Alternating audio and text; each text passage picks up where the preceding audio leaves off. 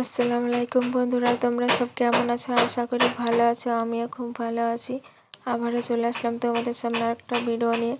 প্রথমে কড়াইতে তেল দিয়ে দিয়েছি, মরিচ কুচি, পেঁয়াজ কুচি, রসুন বাটা দিয়ে দিয়েছি। ভালো করে এখানে নাড়াচাড়া করে নিয়েছি। এখানে মাংসতে আমি মরিচ, হলুদ, লবণ মানে যত যা লাগে মানে মাংস রান্নাতে সব দিয়ে দিচ্ছি। এখানে জিরে গুঁড়ো দিয়ে দিচ্ছি। এখানে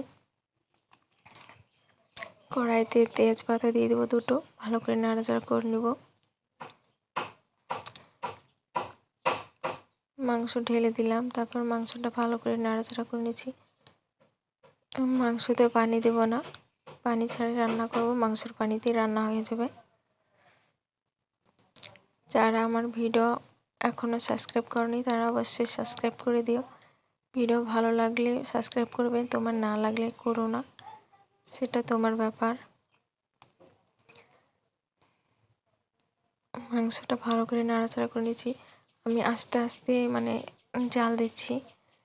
ধুমো মানে এদিকে ধুমো বাড়াচ্ছে, ধুমোতে ভিডিও ভালো করে হচ্ছে না। মাংসটা ফুটছে কত সুন্দর। আমাকে ভিডিও বানাতে দেখে কিছু কিছু মানুষ মানে হিংসেতে জ্বলে যাচ্ছে। মেয়েরা কোনো কাজ করলে সেটা দোষের হয়ে যায়, ছেলেরা কোনো কাজ করলে দোষের নয়। মেয়েরা কি বাঁচতে পারবে না কারোর জন্য? এখানে মাংসতে আমি গরম মশলা দিয়ে দিচ্ছি। মাংসটা প্রায় হয়ে আসছে। বাজে বাজে কমেন্ট করো না, সব কমেন্ট করলে ভালো করো, না করলে করো না।